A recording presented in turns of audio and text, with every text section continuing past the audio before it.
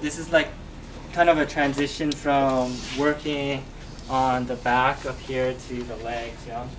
So one thing I do, again, this is better on the floor, okay, is I think I showed this before, but I put my knees, you know, right below the gluteal fold.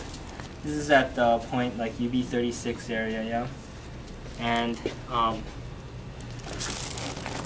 I'll either keep my feet flat this way, or if I want to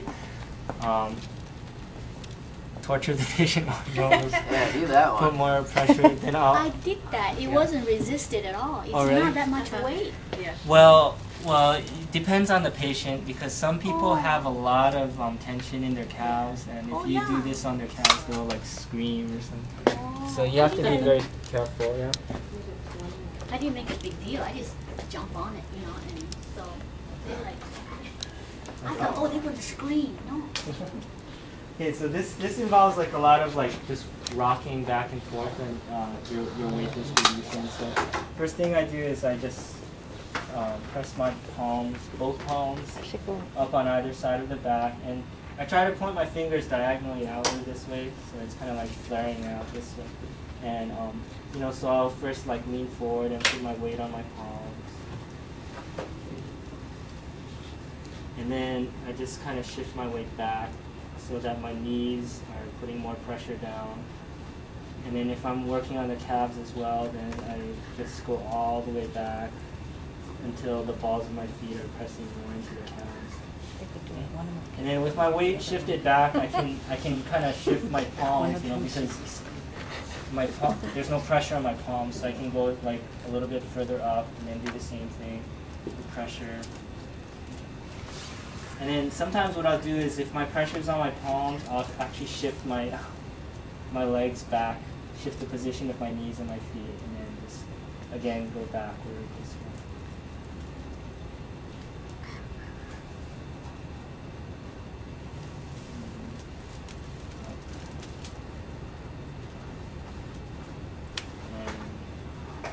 When do you shift back?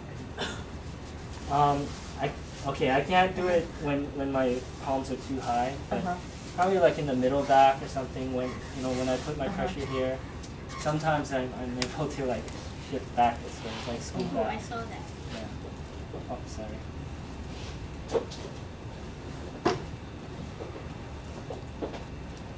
But it's just like a back and forth kind of rocking. You can just control where you put your weight. So if you have like a really kind of frail looking person, yeah, it's kind of common sense you don't do that. Well, I would still I do some of this on people that don't. I mean, I probably wouldn't use the balls of my feet on the calves or something like this, but that almost feels like no weight. Yeah, this is okay, and then just putting palm pressure is okay, but you have to exercise some like discretion as far as. Is there a weight limitation? Like double the weight? Yeah, if there's a big difference, I mean, I wouldn't.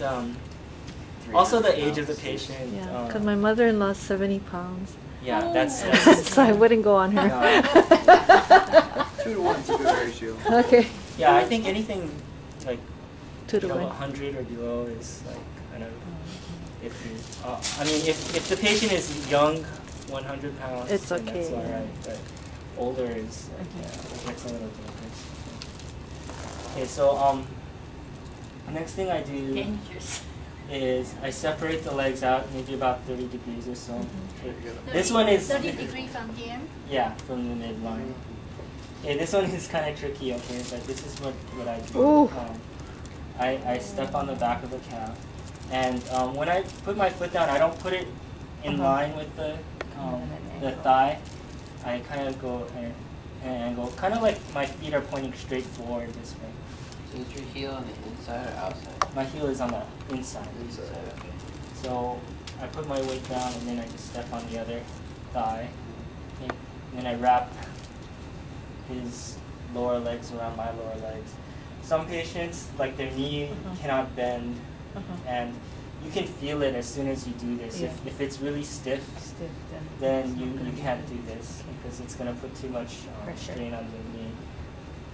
But after that, like, you can either use your palms, but I like to use my fists, and I just, you know, again, same kind of rocking motion. You just put your weight forward on your hands first, and then you back off, and then change position. In martial arts, we do a forward roll from there and take them with us. Go over one shoulder. Wow. Yep. Of course, we got our feet a little tighter right behind the knees. Same technique. You grab them by the hair and sit down and do a back roll with them. Or me. The next thing I mentioned is like this cobra straight. Again, this is like all optional. This is just it.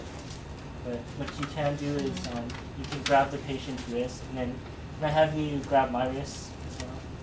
Okay? And then cobra stretch is from yoga, where you know Oh yeah. well, Yeah, I'll show it. Tibetan yoga.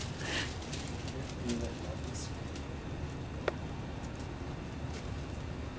That looks like it would be a good stretch. Yeah. Yeah, that's a really good stretch. Yeah. And it's mainly like, you know, as far as I'm concerned, I'm just, of course, yeah, you know, he is pulling on my arms, but I'm just shifting my weight back, kind of. I'm not pulling this way, so it doesn't involve my arm muscles. It's more like I just maintain a good grip, and then I just kind of lean back, and then that pulls him up. And then again, this is all just transition. I kind of hold his feet, and I put my foot on his sacrum, but I'm not stepping on it. I'm not putting any weight on it. Okay, I'm just kind of resting my foot on the sacrum here, and then I lift his legs up. Switch out his hips. That was cool. I always had a picture of that. Yeah. Here, you wanna? So we can kind of like shake the legs if you extend them out. So that's just like a transition from the back to the legs, okay? But it's kind of optional.